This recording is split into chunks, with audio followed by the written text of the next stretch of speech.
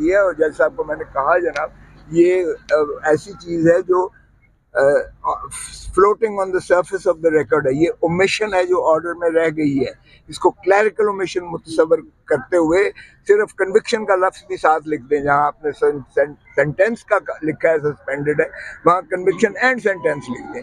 एक लफ्ज़ की सिर्फ इजाफी करनी है, क्योंकि इलेक्शन कमीशन तो ऐसे जैसे मुंतज़िर थी। 5/8 को फैसला किया है सजा का, 8 को जो है कह दिया है कि आप 5 साल के लिए नाअहल हो गए।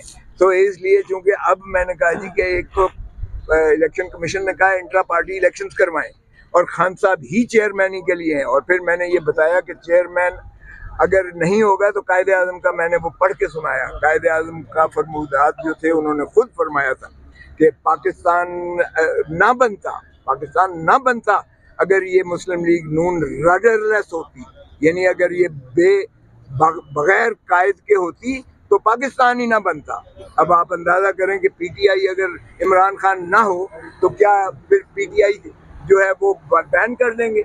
और अगर पीटीआई को बैन करते हैं या बल्ले का निशान नहीं होता है या खान को अगर बाहर रखा जाता है तो रियासत की वजूद में नहीं आती है। दफा 7 में रियासत का वजूद जो है इस वक्त खतरे में पड़ा हुआ है। अच्छा, और आर्टिकल 5 में रियासत ही की ताबेदारी हर एक पर वाजिब और लाजिम है और कानून की पासदारी है।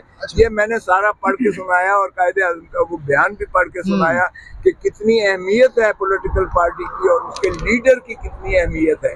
तो इमरान खान को जो है उसका लीडरशिप करने के लिए, उसकी पार्टी चलने के लिए अवाम को ये हक हासिल है कि वो जो है अपने कायद की जो है वो उसके क़यादत में खोसा साहब और फिर खोसा साहब आपके मुखालफिन ये कह रहे हैं कि गद्दारी की जानिब से आपको किया गया था, तहरीक इंसाफ क्या इमरान खान दोबारा से सीट संभाल सकते हैं?